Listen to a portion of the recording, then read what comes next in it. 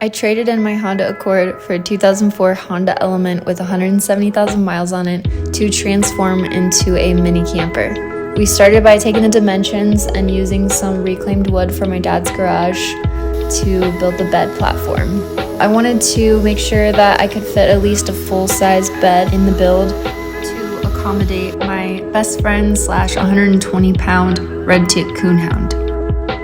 Now with the seats and everything removed from the Element, we were able to get 52 inches wide and 72 inches long, and a full-size mattress is 54 inches across and 72 inches long. And just this whole part is a lot of making sure that it fits around the edges of the doors, so a lot of taking it out, putting it back in. I would definitely recommend using cardboard and drawing out all of your edges so that you can get it as a perfect fit.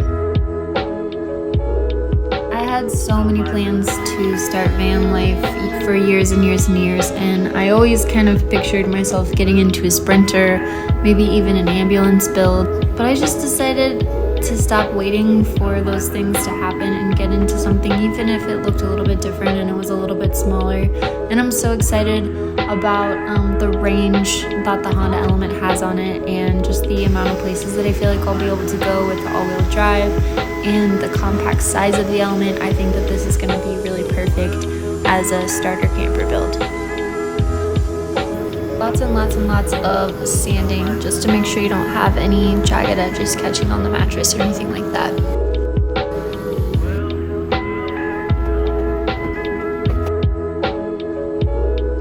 So now we've got our baseboard, we have the top piece, so now it's just time to build side supports for the bed box. Now when we were deciding on the height of the platform box, I needed to be able to fit my cooler and freezer in, and that happens to be about 12.5 inches. So we decided to build the box at 13 inches so that everything could fit in there. So honestly, you can do this however you want to do depending on how much space you want for your head when you're sleeping, but for me, I wanted to make sure that I could fit my fridge freezer in right under the build with all the storage. So we're just going to secure these in with some screws here and go ahead and see if this fits.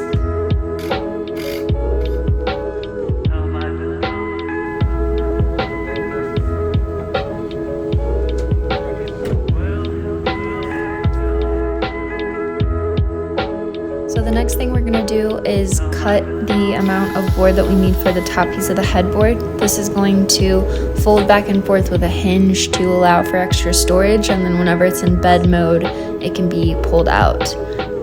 My dad went ahead and cut a bunch of holes in the wood to get rid of some of that weight but still maintain the integrity. Now we sourced this piano hinge from Home Depot for about $18. It is a 48-inch piano hinge and does a really good job of staying secure. So we wanted to make sure that if we were to fold the seats up just a little bit, we could essentially create a couch, and whenever it folds down, you just have a bunch of storage whenever you aren't in bed mode. I'm planning on sleeping with my head to the moonroof and my feet up front. Next, I'm taking some wood stain to get this really pretty red color. My hope is to eventually take a wood burner and do some design. My dad found these sliders off of something random in the garage and threw them on the side of the build with a cool little fold out leg here, so that whenever you're ready to go into bed mode, they just slide out and then the legs come down and you've got the whole setup.